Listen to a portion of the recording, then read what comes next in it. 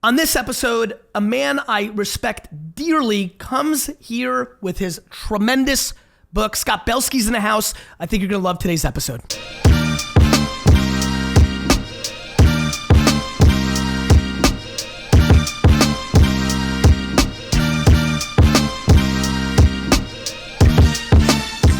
Hey everybody, this is GaryVee, Nerdchuck, and this is the Ask GaryVee Show, episode 290. And where we've really gotten what the Ask GaryVee Show at this point is special guests, people that I'm interested in, friends or curiosities, and this one will go into friends, deep friends. Actually, one of my favorite buddies from the tech world over the last decade. A lot of you who follow me always love to bring up the jam sessions after Chris Sacca exposed it in some sort of Vanity Fair article or something, and it's been made out to be way more than it is. It's not as secret society as I think some people like to think. It's super not glamorous. Scott and I and many of our buddies at South by Southwest would cram into a hotel room and sit Sometimes on the actually floor. A bathroom for. Who was in that bath that year? Who was actually sitting in the bath? Maybe. Oh, I think it was the co-founder of Product Hunt, Eric, yes. right? And Ryan, yeah. Ferris wasn't in the bath? I don't know if Ferris was in the bath or he. You know was what I remember about that one? On the edge that of the shower. Damon John came. Do you remember? And it was like He was just standing there. Yeah, because he was like, "What the fuck is this?" He was standing in the doorway actually. That's exactly right. Yeah. And we became friends later. And he was like, "What was that?" I was like, "Dude, that was like." Not sure, I was quite like, sure "That's what it is." Dude, it's honestly, you know exactly what it is. It's funny. I was watching a documentary of Steven Spielberg, and they showed that those directors in the 70s, him, George Lucas, Spielberg, Martin Scorsese, they just had a crew. Mm-hmm. And there was like footage from it. And what were they doing? They were cooking in a shitty fucking house, sitting down and talking. Right. What was it? We sat there and we would say things like, Snapchat, go. Yeah. Bitcoin, go. Remember all those things? I remember, and I also remember Gary's rules. So Gary would enforce a singular rule, which is one conversation at a time, because you have a lot of people get carried away, side conversations happen. You don't want to miss anything. So occasionally, Gary, you would be like, whoa. The rule, guys, one conversation. It was good. It was great. Great. And And anyway, everyone has something to add, so it's always interesting. And one quick thing, because we're here to talk about your book, which I'm super excited about. And Vayner Nation, let me say this. You've been following me you might have started following me yesterday. If you've been following me for a long time, you know a couple of nuances about me. It's not that I respect everyone, but you know, because I don't think respect is earned. Like, I'm like, I give respect, then you can lose it. You know, my dad was like, respect is earned, thus no one has it. But there are people that you cross paths with in your career that play in a different way, and for a couple of reasons. First, as a human, because I've gotten to know him friendly and family stuff, I'm just a very big fan of who you are as a person. But subtly, more on the playing field, Scott has had one of the more remarkable and he knows this. I'm a real cheerleader for him and we brought him up already. Sacca went out and crushed it. I did solid, but you really destroyed it.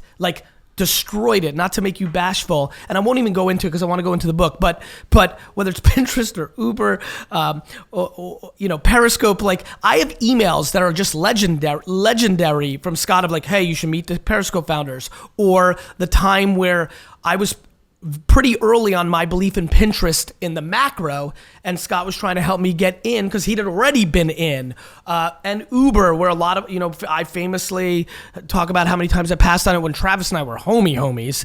So you had a remarkable run as an angel, and also was a founder of a company that had a tremendous exit, and he executed it over longevity, and it wasn't a VC financial arbitrage thing, and I'm just unbelievable. I know each one of these feels a lot of luck to me. And by the way, I can understand that, but they're not, right? You, unlike me, went to a good school. You didn't, and you could have gone down the path of the cliche thing. How old are you? 38 now. Right. That's the other thing. Look how good looking he is for 38. Like, there's a lot going well for Scott The bulge Belsky. is starting to grow here. Scott, but like you know, I know enough about you, and I'm speeding up here a little bit. You went down a path that could have gone down a more conservative path. You could say lucky. I could say you saw what the internet was. Yeah. You put yourself in it, which then created the serendipity of those relationships, because you could have been on Wall Street. You could have been a doctor. You could have been a consultant. You could have done a lot of other things that a lot of people of our age group did. Sure. You didn't. Thus, I don't know. I'm always wrestling with two things. One, which is everyone says, focus on one thing, do it well, say no to everything. And a lot of people I respect are really good at saying no to things and staying focused. Yes. And then I wrestle with that versus following every fascination. Yes. And a lot of the things you just mentioned were basically fascinations that in some ways took me off of what I was supposed to be doing. Yes. You know, some might say, Scott, you were bootstrapping a startup. What the hell are you doing spending time with like Ben Silberman at Pinterest, helping him think through a product and raise, you know, at a $5 million valuation? I try to genuinely pursue fascinations. Yes. And then I try to, for good or for bad, rationalize why I should be spending time on something that is slightly off my path. And I'm always trying to figure out how it will contribute, whether it works out or not, to like learning something. Scott, I will tell you that I've become so good at that rationalization game. Like, I'm in the yes business. I'm always doing all sorts of ridiculous shit. Actually, I saw a conference room with a big yes. Is that what it means? Yeah. Yeah. I mean, like, I just think yes is powerful. Yeah, well, listen, like, what do they say in improv? Never say no, always say yes and roll with it. And to me, the no players are friends who are like, focus, focus, focus. They're like, look how successful I was. I focused. I'm like, cool. I said yes and was helter-skelter and I'm successful. Yeah. Like, I think a lot of this comes down to self-awareness. Yeah. You know, I think when you can accept yourself, you know, and for me, you said a very subtle thing in there that once you learn that you have to accept it as a net game, that those, you know, for every Ben's meeting that led to amazing things with Pinterest, there was 6 others that led to nothing. Absolutely. Or a waste of time, or an awkward situation, or things that you didn't want to deal with. You know, just it's part of the game. It is part of the game. And I mean, one of my favorite words is the word parlay, you know, just like everything that you're doing, parlaying it or some aspect of it into something else. Everything is building upon itself. But sometimes something that I do that totally fails, only 5 or 6 years later do I realize, oh, like there's actually something I learned from that made me say yes to something else. Or that no. makes all the difference. Or no. Or I will tell you, you know, it's funny you said that. The reason I jumped in there was like, you know, a lot of my mistakes helped me get better at the no's in a world where I want to say yes to everything. 100%. Yeah. So let's take a step back, because I jumped because I love you and I know you so well. For the people who are watching and listening, who are you? How do you think about your comic book number 1? What is your origin story? Born where? To who? How? Give me like the 3-4 minutes. Who are you? Who am I? Gosh, I mean, you know, I grew up in Newton, Massachusetts. My mother, home of Mount Ida College, which no longer exists, by the way. And it's fun gone? fact, I did gone, not know went this. out of business. The college, first of all, it was a horrible college academically to begin with. Now it's out of business. And today, this morning, walking out of my gym, another personal trainer bringing somebody that lives in my home looks at me and goes, "You look familiar." I go, No way. "Yeah, I'm GaryVee." He goes, "Did you go to Mount Ida College?" This has only happened only twice in the last 20 years of my life. The other time, quick fun fact, toll booth in New Jersey. I'm getting pre-Easy Pass. I'm old. Giving my quarters. The guy goes, "Gary." I'm like, "Quincy?" It was amazing. Anyway, nonetheless, yes, Newton, Mass. So very nice town. Newton always makes me think of Short Hills, where Wine Library is. So nice little town. Keep By the going. way, one of my earliest memories is maybe 6, 7, 8 years old. I learned that there was like colleges where you could have 2-year programs and 4-year programs, Mount Ida. And then there were like universities where you could have graduate degrees. I remember learning that and being like, I would never want to go to university. That's like way too much school. Like I want to do the 2-year thing. So that was actually my earliest memory is it related to Mount Ida. But anyways, so I grew up there, and father, orthopedic surgeon. And I would say like my work ethic, every night he would be doing dictations at night where he would like be, you know, recounting the surgery and whatever and the lessons learned. And in the morning, I remember him always like coming in my room in the morning and be like, "Come on, Scott, you got to get up. You got to get going. Like, you got to get to school. You got to." And so high energy and always about just kind of like doing your thing. Like, let's sit down and do it together. Like, I think the work ethic, I know you feel similarly. And I just mention it because he's someone who, and as a doctor, like he just bedside manner, like the way he is with people and patients. And whenever I go home and, walk around with him, he meets people he took care of the mother or the sister, and they always remember him. And just something about that always sticks with me. But anyways, I grew up there. Always had an entrepreneurial instinct to me. I'm convinced that I invented Easy Pass because I always made stores in the home, and then I actually made a toll booth for the stairwell. So and I was like, I'll keep the stairwell clean, I'll vacuum it, and people will just give me a toll when they go up and down. And then I realized that was a lot of work. So I gave people passes. They could just go without having to pay. And that was way before Easy Pass. I love that. Anyways, my whole family was very patronizing of my early entrepreneurial ventures. But in high school, started a little kind of apparel company called Live Big. My friend's initials were BIG, so we made Live Big, and then it became nothing. But we owned LiveBig.com, and then sophomore year of college, I get an email When did you own LiveBig.com? Back in 1996. Very good. Keep going. And then in college, when I registered WineLibrary.com. Right around really cool. 1990. You know what's really interesting about this? This is kind of super weird. You were in high school, you said? Yep. In Newton. Yeah.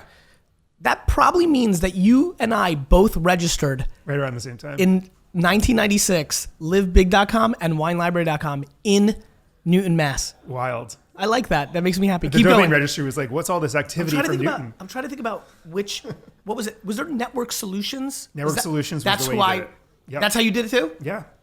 The recall. 100%. Now, had I gone back there, I would have. There was no GoDaddy. This guy's pre-GoDaddy. No, it was a pain in the ass to pre-GoDaddy domain at that time. Yeah, there was. Yeah. Did you have to fax something? There was probably a fax with a signature involved and everything, and it took a while to process. Yeah, you youngsters have no fucking idea.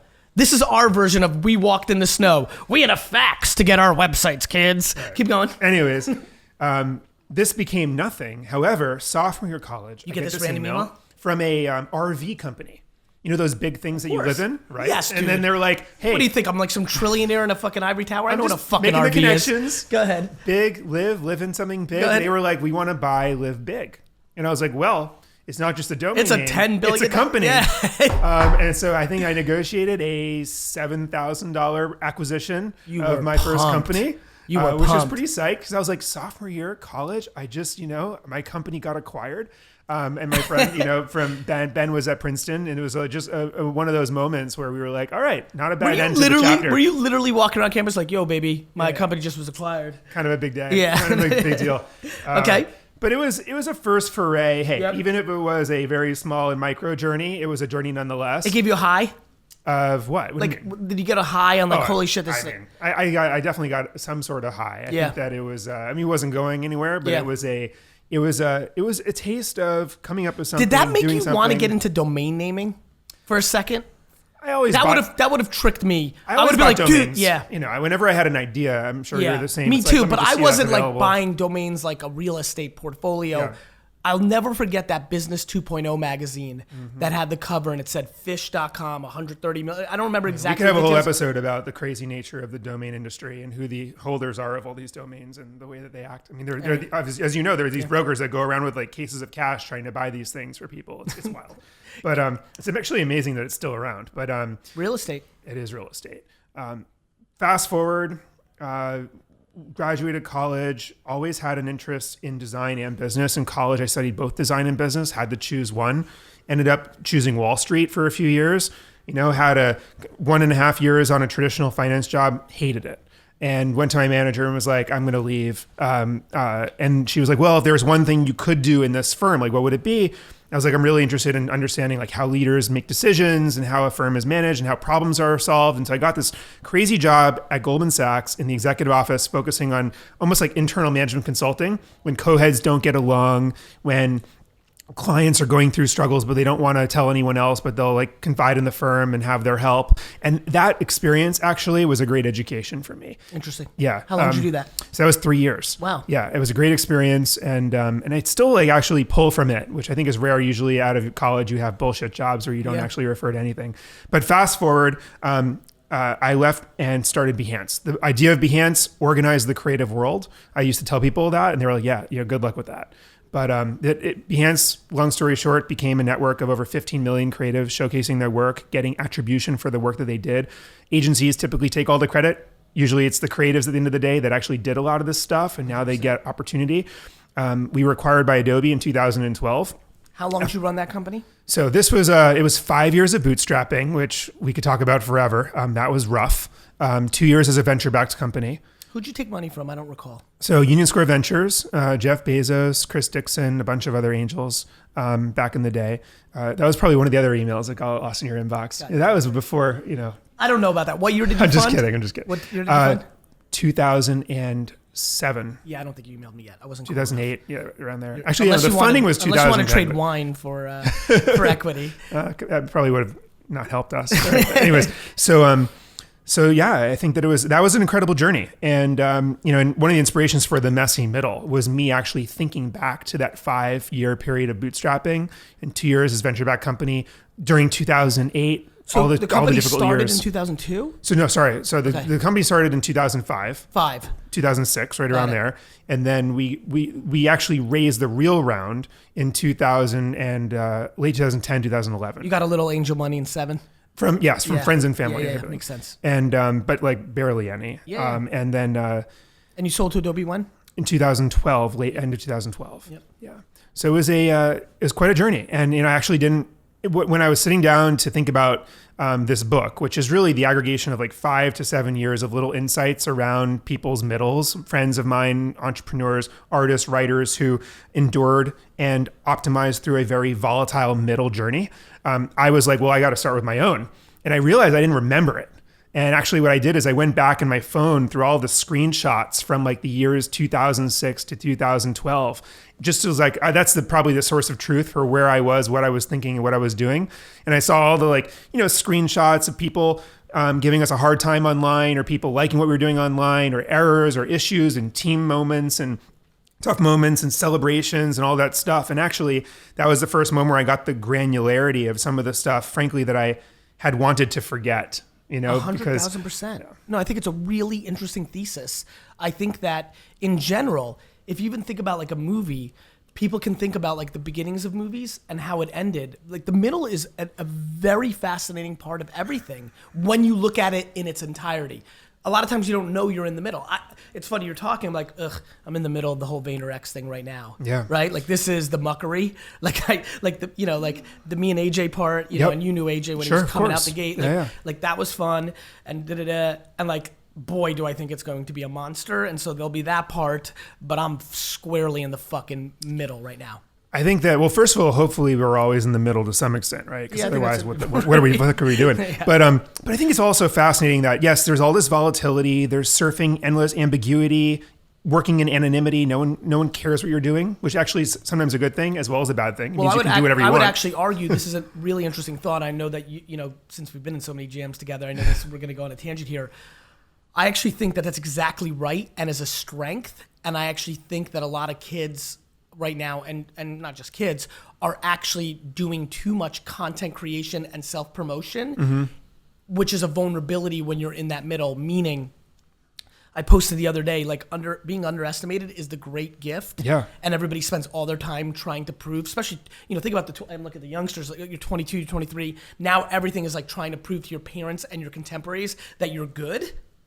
And you start doing a ton of shit. To me, that's such an interesting point. When you're in the messy middle, I think being head down, not being out there, and not hearing other voices, because that is your most vulnerable time, 100%, is a strength. Yet so many people are trying to put their lives out there that they're getting a lot of signals. And I think it's not I think in the beginning and the end, there's a little bit more. It's a very interesting point. I mean, I think, I talk about, the fact that we're all governed by the short-term reward system.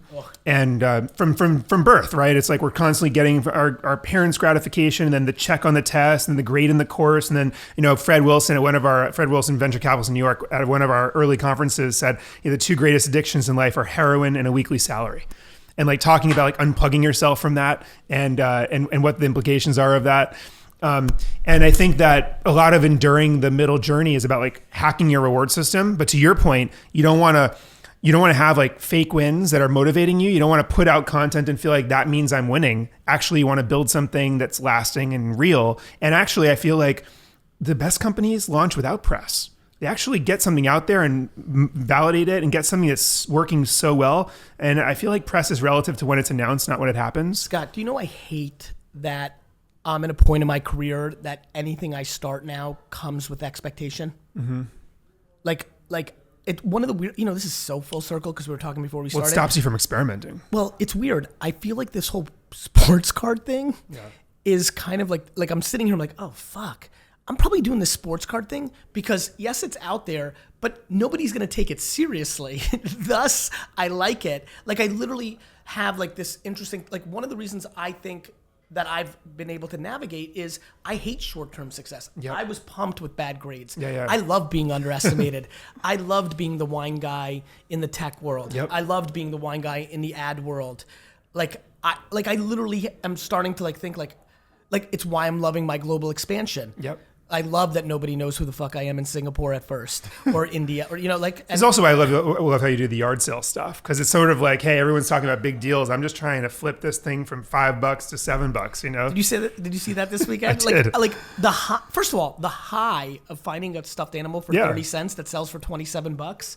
And the other thing is, look, I'm a little bit like connect with your dad. Like, I want to walk down the street with my son one day and somebody come up to me and be like, hey, and look at my son and be like, hey, your dad changed the course of my life. Yeah. That's a big ROI. And so the whole yard sale thing, 98% of the people watching my content would die out of happiness to make $1,000 extra a week. Right. And I know exactly how they can do it. Yeah. In a way that's so scary. Like retail arbitrage right now. Now let's jump to tech. Yeah, sure. Dude, you can't imagine the arb. If you just sat at a desk with a computer and bought on eBay, Etsy, Amazon, just traded Craigslist, Facebook Marketplace. If you just bought and sold, including buying inventory on eBay and shipping it to Amazon, you can make so much money. It's scary. Yeah, I mean, I remember actually an interesting debate we had at a jam session a few years ago, which was, is it easier or harder to make $1 in the modern day? And I'm not sure it was Mark Cuban or someone else there. It was like, it's harder. And I actually feel like it's certainly easier. I'm not saying that it's easier to make a lot. Maybe there's a sort of a larger commoditization of labor going on, and that's obviously an issue. But sure. I really do think that there are so many avenues for people just to connect the dots. Brother, and it's accessible to so many people in different ways. The long tail of the internet is grossly underestimated. Yep. It's grossly underestimated, the long tail. Yeah. I don't know what else to say. I also think that I think that it's not just about where things are distributed or purchasable. It's also about like the curation that happens in between and how it's presented and how it's merchandised. So you can find something that's merchandised in a shitty way and you can actually turn it around and present it properly. Containers and merchandising. Even if it's a better freaking photo. Containers and merchandising. I mean, I don't even want to get into this, dude. Yeah. It freaks me. I'm so into this fucking shit. Yeah. Containers and merchandising. Yep. I'll get into that later. Yeah. Messy middle. Yes. Who's listening in a matrix of like, who's the ultimate person that 100% should buy this? Who's the next? I like to think of books in 3 tiers of like a triangle. Yeah. Like the top of the triangle is like, this will change your game. Like this is made for you. Then there's the big middle of that of like, this is probably for you. And then like the curious kind of nuance. Sure. So break that down for me. 1, 2, and 3. Who is like listening and watching right now absolutely needs this? I think that the more shit, this is an ask show, isn't it? We'll get to it. Yeah, we're gonna need to get that in a minute, but answer that real quick. It's a good question. I think that the more volatile, the more this book is for you. I really do believe that there are essentially everything that everyone's doing is either a venture or a replay. A venture in the sense that it's going into unknown territory, whether you're in a big company doing a product turnaround and doing something that's off the radar and you're fighting the immune system of the big company, or if you're just an entrepreneur starting something up and hustling, if you are venturing, this is for you. If you're doing the replay, playing someone else's playbook, probably not as relevant. I also would say that in the volatility side of things, the point of this book, right, is that we are not our best self at the lowest of the lows, nor the highest of the highest. Yes. At the lowest of the lows, we're making decisions out of fear. We're losing hope. We're trying to manage uncertainty and ambiguity. Yes. We're realizing we have to short circuit our reward system. There's a ton in here about like enduring the lows, mining them for the gems, and building the muscle memory to endure future lows and making every low incrementally higher, right? Yes. And then on the highs, the thing about the peaks is that then we start to actually falsely attribute the things that we did to us peaking. And so a lot of this also is about looking at anything that works and then working like hell to optimize it. And it's ironic that in the messy middle, when things work, we typically don't do anything with it because we've got enough shit to deal with, right? But when actually something is working, whether it's how you're managing your team, how you're hiring, how you're managing yourself, or something that's in your product that actually is getting a little traction, on the contrary, we should be iterating around that, right? And so this is a lot about optimizing the things that work across team, product, and self, like how you're kind of managing your own shit. And then there's a final section at the end called the final mile. And this is a collection of insights around why so many people screw things up in the final mile of a project. There is the churn around we're about to launch, we don't want to mess this up. There's the self-sabotage that happens after you're about to launch something to the world. The questions of, do I even deserve this? And subconsciously what that does to you and your team. I share some stories in there about that. Give me an example, stick on this. Yeah, I mean, on the self-sabotage front, I talk about an example of somebody on my team who really in the final mile of Behance, when we were already in talks for acquisition and everything else, just started to do a lot of kind of inappropriate stuff, all right? And, at first I was like, come on, man, like, that's not good. You probably shouldn't say that to people. You probably shouldn't be doing that, with these team members on the weekend and whatever else. But it just kind of escalated. And I really started to get very worried about it, and people were coming to me about it. And I was really getting curious. And I remember going home one night to my wife, Erica, who who's a psychologist, and kind of talking about it. And she was just like, oh, like, this is easy. Like, he doesn't feel like he deserves it. I'm like, what do you mean? Like, we're all about to succeed. This is going to be a great outcome for him. He's like, no, he's not comfortable with it. And at first I was like, I don't know. I mean, and then the next day, end of the day. By the way, real quick, just for everybody, this is my favorite part about life. She's a psychologist. You're like doing this thing. You come home. She gives you the answer. You're like, nah. Right. I have buddies. Like literally, this has happened to me. So I apologize for jumping in because clearly I'm doing a better job than normal listening. It speaks to why I love Scott. But literally, the last week, I've had so many people literally on the street grab me and be like, Gary, you say this. My homie Jerome says this. I'm like, well, what's Jerome up to? Well, he sucks. I'm like, well, don't you think it's a good idea to think about who's giving the advice? Not all advice is equal. I just love that you come home, you respect your wife tremendously. I know that for a fact. She's a psychologist. She tells you, oh, this is easy. Listen to how he said it. Oh, this is easy. He's not okay with it. You're like, nah. It doesn't make intuitive sense, right, to me. But yeah, I mean, I think that the point is that the final mile, it's a different playbook altogether. Sure. Like the so things what happened? That got were you there. able to? So I pulled him aside. Yeah. I pulled him aside. I sit down with him in the corner of a conference room where no one could see. Yeah. And I sit down. And did you go down the path of like, you deserve this too, bro? So actually, that's exactly what I did. Yeah. I said to him like, this is a problem. Like, but here's the thing. Like, forgetting all that, I want to tell you something. I looked at him in the eye, and I was like, you deserve this, man. I love it. Like, we have worked together for years. And you deserve this. At first, he was like, what are you talking about? And I actually repeated myself 2 more times, and he started to cry. That's amazing. And listen, like, I don't know what exactly happened in that moment. Yeah. But I know that we embraced at the end of it. Yeah. And I know that things changed. That's amazing. And I think he just needed to have someone kind of tell him, it's that this is like something about it triggered. And it just taught me something about the fact that when people go through big transitions, especially when your identity is so tied up in something that you're building, and then something changes towards the final mile, it is really different. You need different advisors. You need a different playbook, and that's what it's about. I love that. Do you feel that has anybody who's had an early? I know this is just coming out. Is it out or is it coming out next Tuesday? The Messy Middle pre-orders just started. It's coming out in 20 days. So it's hitting October 2nd. But you're being smart and trying to drive sales now. I am trying to, learning from the best. So listen, I mean this. There are very few people that I would co-sign this heavy. Where I'm going very interesting with this is I have a funny feeling, and listen, the problem with Scott is he's smart. So I'm worried that the book might be too smart for me. But I actually think there's a lot of nuances here about parenting. So you're talking, I'm like, this is fucking parenting. This is fucking parenting. This is fucking parenting. I'm curious to see, I'm curious to think the people out there that are both passionate about their careers and businesses, but also about being parents. I have a funny, intuitive feeling, and I'm dying to see in 4 months when I stumble back to this or the comments or somebody tweets me and says that was a right, I'm so intuitively curious. It's so funny you say this because 2 things. One is someone the other day who read it an early galley, said to me, you could substitute every like business word in there for relationship, and it would be true. And then yesterday, I kid you not, I'm talking to somebody who's starting a wild company in the fishing industry, which I'm happy to tell you about offline. But what he said, I've learned my lessons. Gary's Where in. can I? That's all it takes. What he said to me is like, I have to tell you, the messy middle perfectly applies to fishing expeditions. I'm like, what are you talking about? He's like, my father's a commercial fisherman, and he always says that, like, there's very great volatility from the start to the end of a fishing expedition. The last 2 weeks, deep sea fishing. He's like, the messy middle perfectly applies. I'm like, really? I did not anticipate. Yeah, and that. because of the Jets' tremendous win on Monday, when you first said that, I'm like, okay, this is the second and third quarter. This is perfect for football. Yeah, listen, I think that Seth, with let's get parenting, into a question. I feel like I've totally derailed this show. Let's do it. What do you got? Cool. First question's from First in Line Group. Okay. From Michael. Michael. What are some tips for keeping your creative team organized and productive without being a micromanager? I work to provide video content for clients, and between editors, social media managers, and clients, it can be a challenge. Yeah.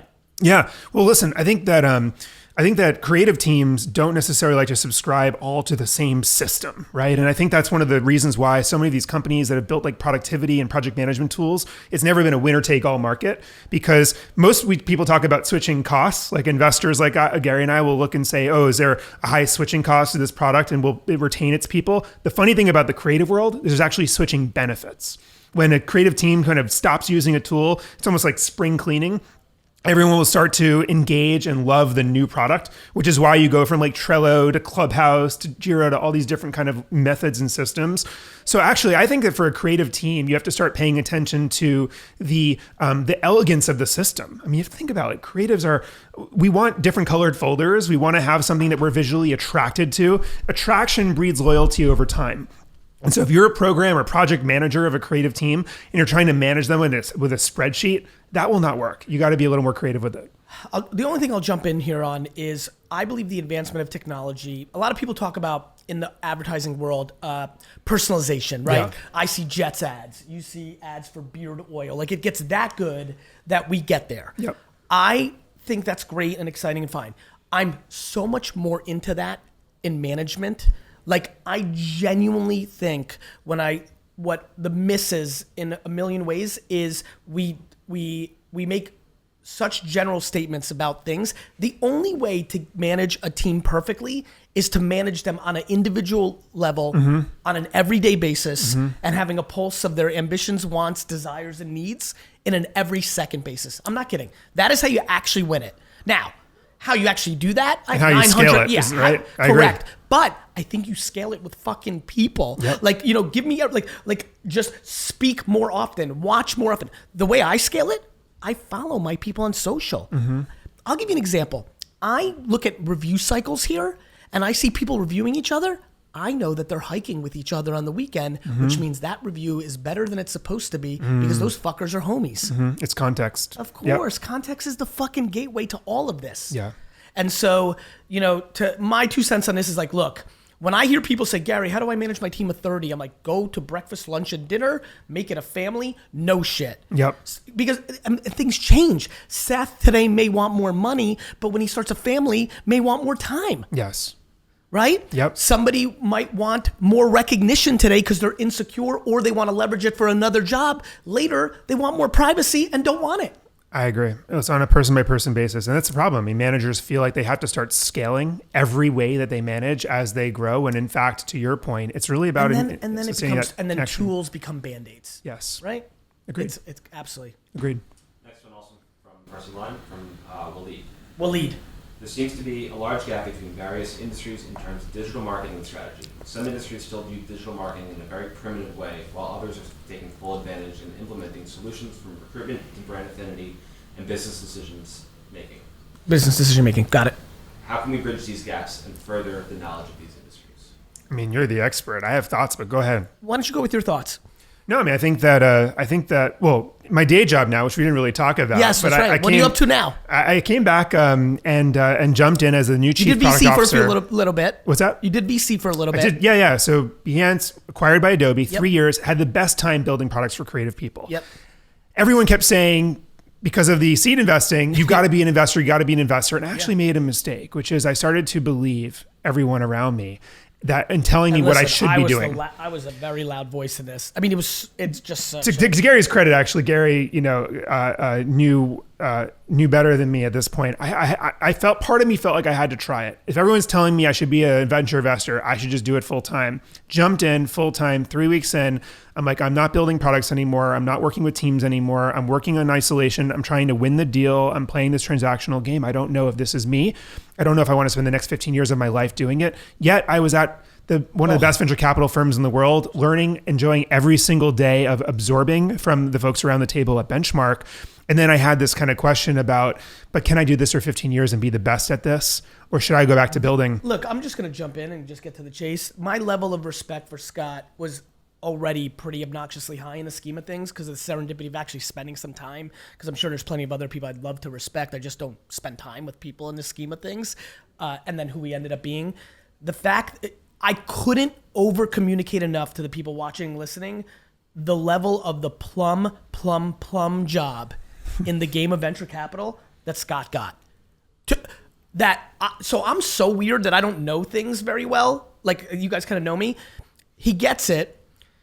Fine. I hear about it. But other people that I massively respect and think are super smart and great were like, wow. And I was like, oh, fuck, it must be really, really big. To have the ability to land that, and then to have the self-awareness and be willing to deal with the scarlet letter that the micro community would look and put on you when you left it. Yeah. Like, just wanted to, dude, for you, I can't, this is a very big deal, Scott. For you to get it and then leave it fairly early, very quickly in the scheme of things. Yep. Which in a lot of ways could have been viewed as disrespectful in a lot of different ways, especially in the micro community of venture capital, right?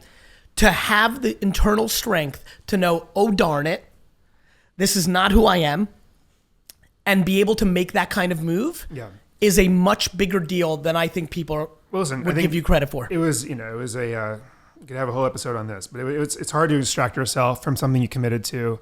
I mean, I knew it wasn't right for me. My partners knew it wasn't right for me. Absolutely. And also I want to do it. I want to do it in good terms. I'm still a venture partner with the firm now, and it was important to me because I have so much respect for the firm and the team. But I also knew that it wasn't going to happen for 15 years. I felt like I'd hung up my so real quick, because I see Seth wants to make a call. So what did you do? You got out. So I jumped out.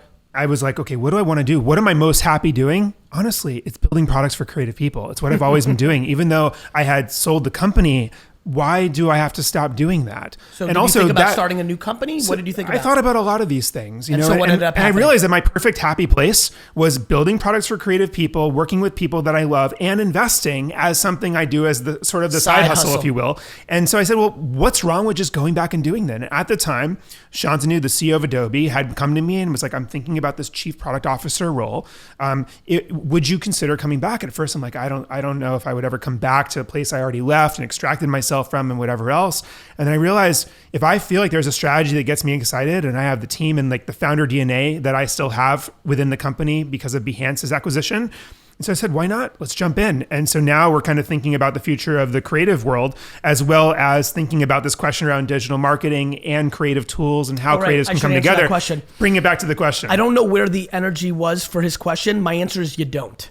So first of all, there's industries, but this is back to managing people. Mm-hmm. Okay, cool. Like apparel companies have figured it out. Not all apparel companies. Like cement companies have not figured it out. Well, there's some guy in Minnesota who's killing it selling cement on Facebook. I think the answer is you don't. This is what I love about the game. I, as a Pied Piper, actually don't give a fuck if anybody does anything about it. As a matter of fact, I weirdly prefer they don't because I so enjoy the merit of doing right things and wrong things. I will tell you all the best things at my best of ability, but if you don't act on them, I can't wait to see you in 4 years and be like, I told you. And look, you know this, back to these jam sessions, there was no bigger advocate for social in those meetings in 9 and 10. And all of this was far less obvious than it today, back then than it is today. I think people always underestimated the communication tools, and I think they continue to. 100%. At this point, everybody's so ready for AI and AR and blockchain and so many other things.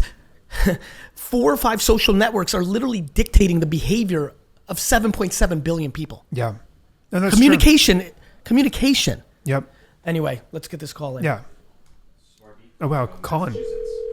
From Massachusetts? Name? Oh, Swardik. my home state. I know. We didn't get into the Patriots thing. You're not that big of a Pats fan, Not right? huge. No, Not that's Swardik?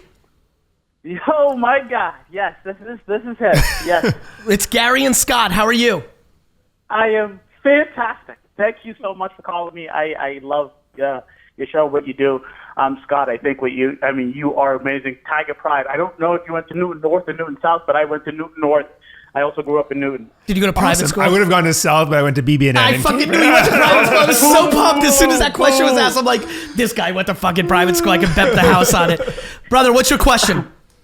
So I'm a male nurse, and I want to be the nurse guy, just like you were the wine guy. Interesting. But I think it's very different, and I think Scott's like how he rose to where he is today is he went to school, he learned it the school way, and you just did it like you lived it, right? You just lived it. I want to know, would you suggest I go to school, hardcore, become the genius of nursing, and then put out content or do my thing that way, or do I'm a nurse now, but I'm just like basic, like just got into the field nursing, or should I just do nursing and then like, should I go I know to school exactly. and become? I think we both understand your question.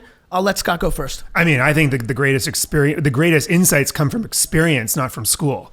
And I mean, personally, I most enjoy following and learning from people that are having, intuition-driven experiences on the job, in the experience, through the hardships of the day-to-day, and just how they curate and present and analyze their own experiences, as opposed to someone who proclaims to be an expert because of some degree. So, I mean, I'm sure that school within the profession of nursing is extremely important. But if your question is around when do I start sharing, when do I start contributing content, and becoming part of the conversation, I mean, I'm sure Gary would say start now. Well, there's a couple things. I want to give Scott another compliment. It was funny when he was talking.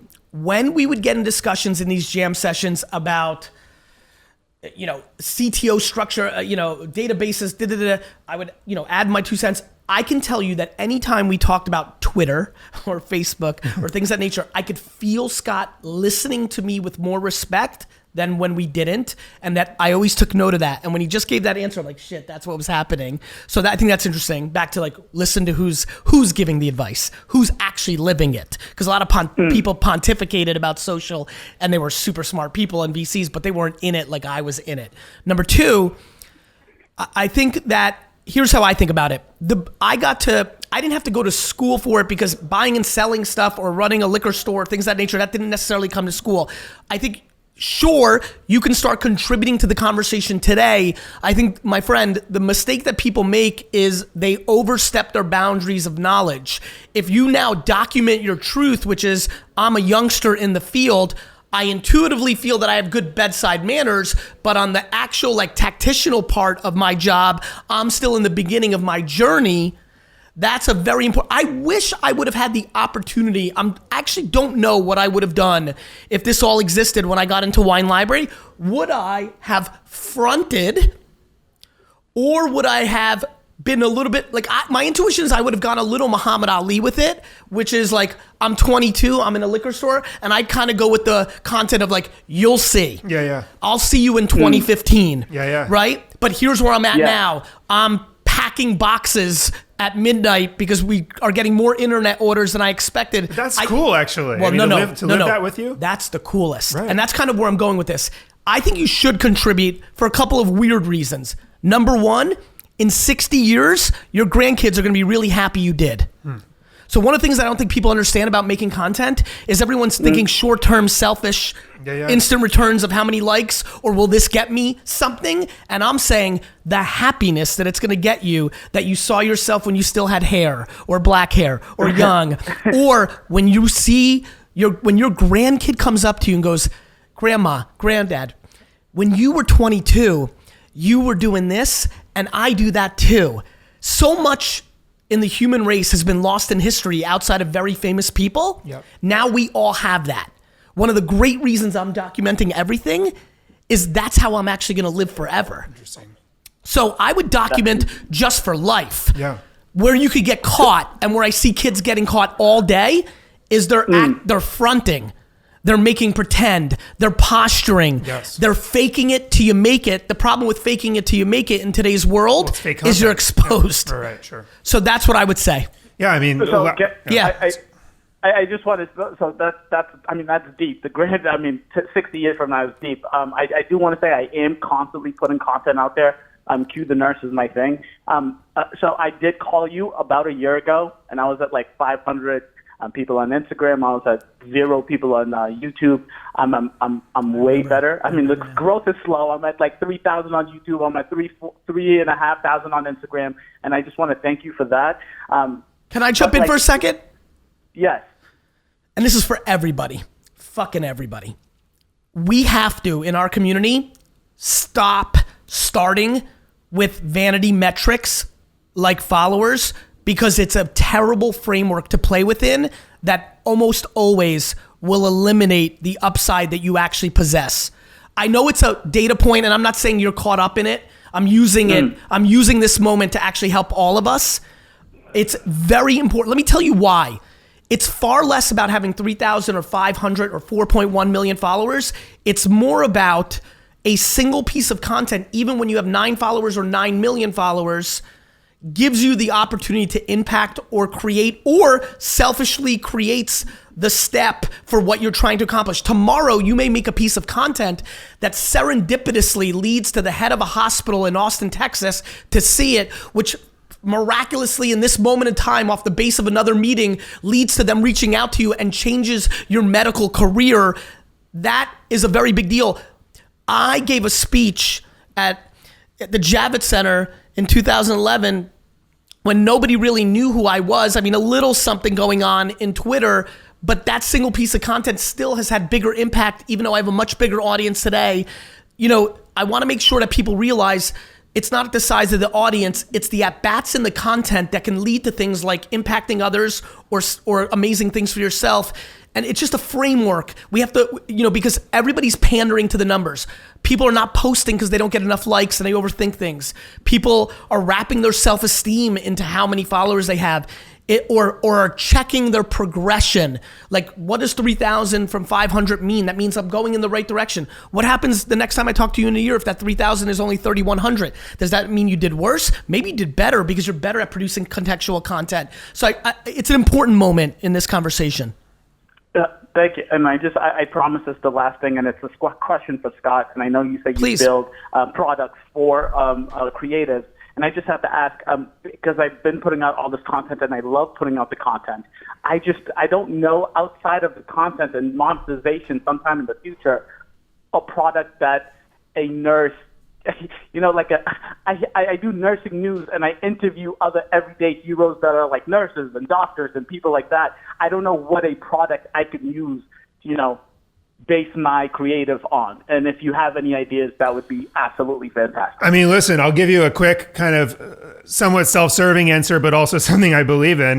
There's a product called Spark that one of my teams put out, which is it's like a social, it's for social media publishing. It helps you put like videos with like the imagery together. It makes things basically look better with less time and less talent behind them, frankly. And just like, putting out, but the point is you do want to experiment with the types of media that you're creating, obviously.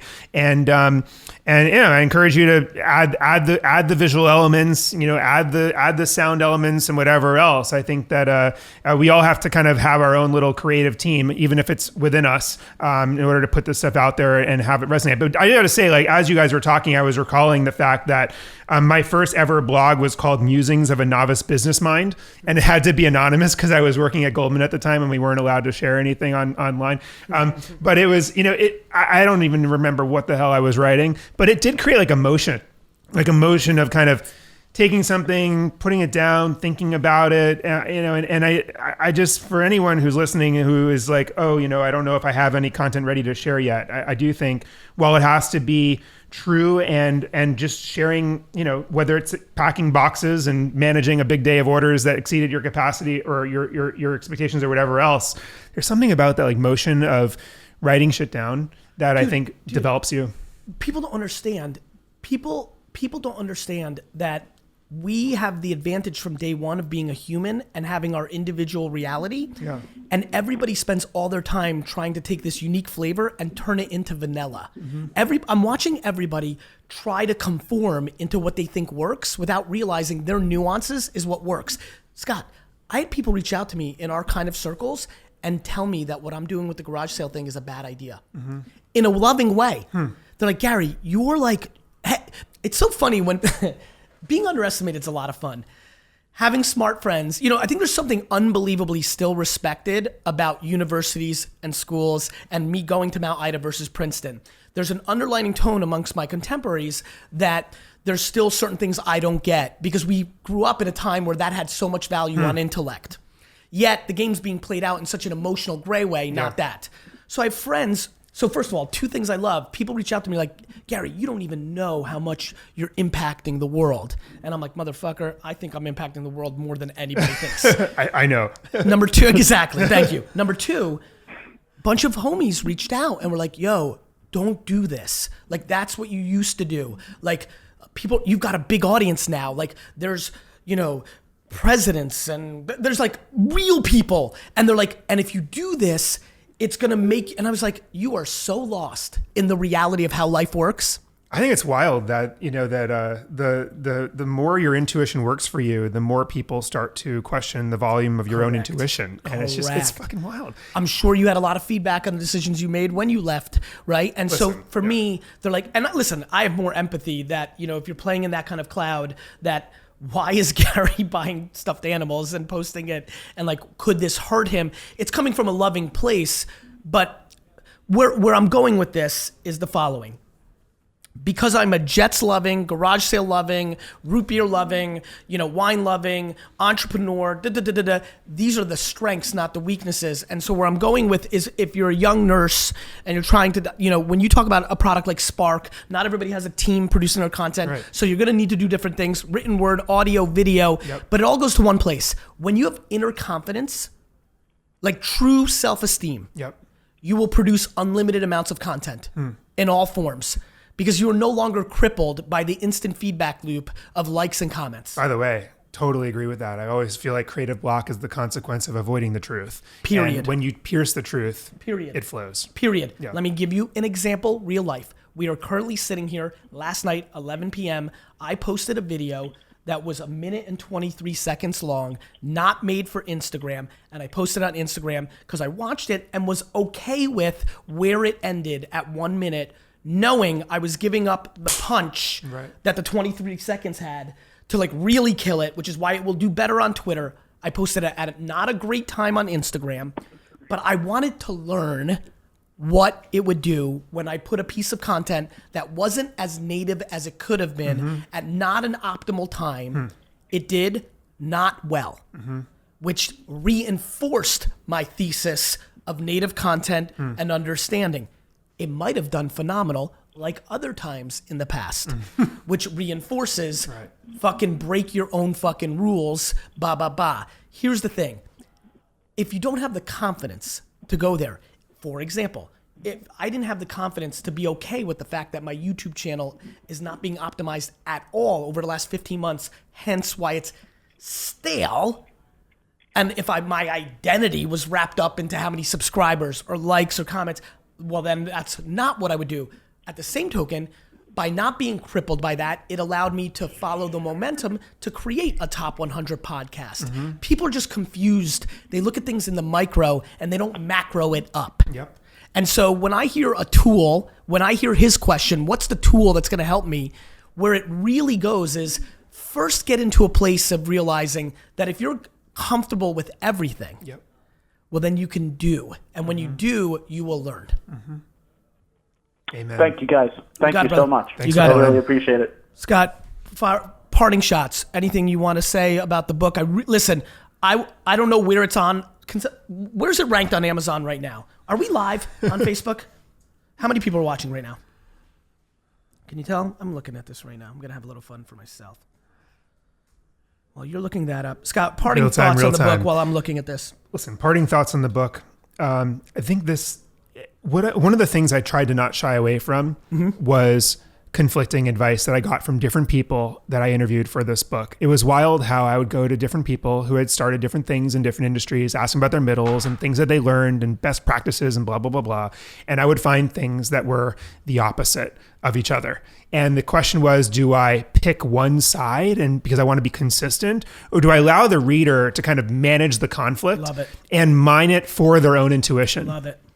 Obviously, I aspired for the latter. Smart. And that's the framework of the book. And in fact, I put up the opposing perspectives right next to each other because I actually believe that that's how people become great adventurers in the middle, right? Is they sort of are able to reconcile conflicting advice. They're able to reconcile, because that's the reality of the game. That is. The game. And by the way, if someone tells you there's a best practice, it's BS, because anything that works at one stage of the play is the exact opposite of what you want to do somewhere else. I always talk about being in love, the fact that I'm a contradiction. It's my strength. It is. I can hold different things and decide in the context of the moment which one of my swords I want. So anyone can have advice, and that's the thing. It's not a traditional business book. And I have to tell you, when I sent the manuscript into my publisher, I'm going to throw them under the bus right now, but they came back to me, they're like, the format of this, it's like insights. We want a consistent traditional narrative and blah, blah, blah. Go fuck yourself. I was like, this is not the modern way that people want to learn. You can say it. I was a little nicer than that. A little more private schooly kind of like. I'm so proud of this book. Like I'm excited to get it out there. I'm excited for people to agree and disagree, and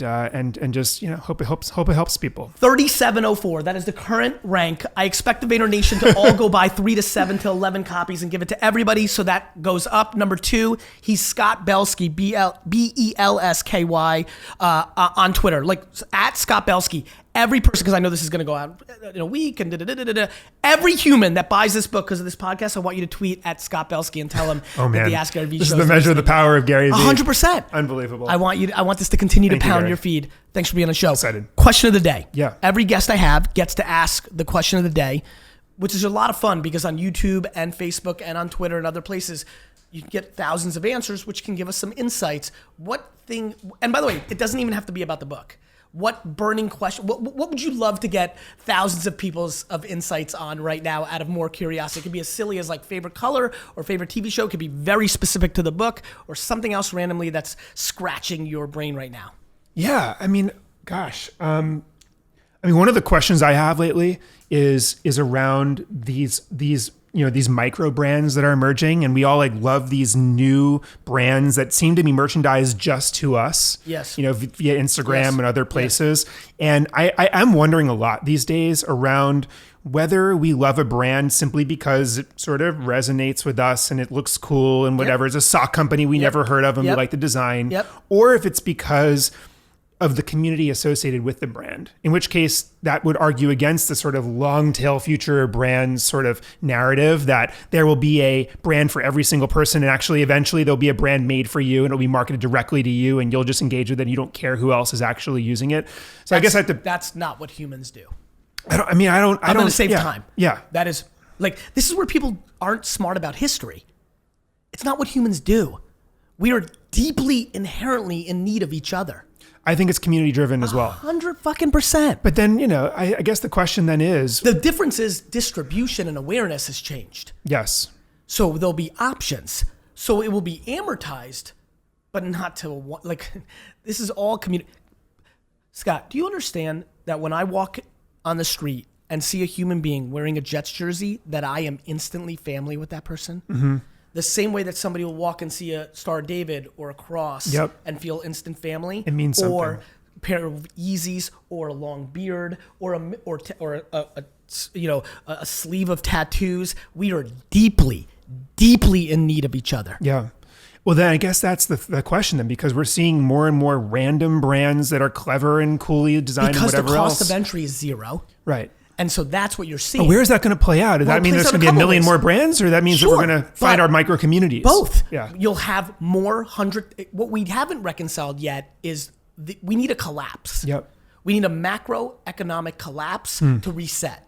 What will happen out of that reset, I think, is you're going to see certain people, like the ambition to build a brand that makes you $88,000 a year and you can be at home is going to get high. Right now, everybody thinks they're going to build the next fucking Supreme or Instagram. That needs to die because they're not going to. Yeah, at this point. When we change that, when young Alex, 14-year-old Alex says, I'm going to build a honey company because my grandma had honeybees and I kind of like it. It's kind of, I don't want to say that in school yet because I'm 14 and honeybees for a dude is not cool. But when he gets to, one day I'm going to start a honey company and I'm going to make $113,000 a year after profits and everything. Yep. And I'm going to make honey and I'm going to have fun. Yep. And that's going to make me happy. Yep. That's when this shit's going to get good. Right now, Scott, the entry to the 1% income makers in America is 440,000. Everybody in America thinks if you don't make $1 million a year, you haven't even started making it. Right. That's a problem. Yep. Like this, that's called a delta. That is a problem. Yeah. When we get into making 113 happy is a lot better than making 209 depressed. Yep. Those people will start taking advantage of the long tail. Yep. They'll start being the person that knits and makes 113 on Etsy. Yep. They're the person that's going to love Star Trek and literally live life day trading on eBay and Amazon, buying Star Trek on eBay for $9, selling it for $14 on Amazon. So those will emerge. Yep. As will Lola and Harry's. Yep. As will. The person that should be most worried about this is Procter and Kraft and Pepsi because all of their infrastructure, that's who it's going to come out of. That's true. And they're also churning it out without stories. And I think that, I mean, not, coming kind of full circle and back to the messy Scott, middle. they're also at the mercy of Walmart and Albertsons. Yes. What people don't understand is they're not stupid. Yeah. They're stuck. Yes. They're not stupid. They're stuck. Adobe. Agreed. Adobe has certain things because of its scale that doesn't allow it to play with somebody who's in a garage right now and does something. It has advantages. The reason you're important, in my opinion, from afar to Adobe is because you understand that world, thus knowing the hypocrisy internally of certain things. No, totally. And if you have control, and I have no idea if you do or not, then you have the chance to actually, big companies should never lose to small companies. Yeah. And they always do because they have audacity. Yeah. Well, I mean, I think that you start to, the business of, the science of business is scaling. I mean, the art of business is the things that don't scale. And the question is, how can you keep making that happen? Hey, I love you, buddy. Thank you so much. Yes.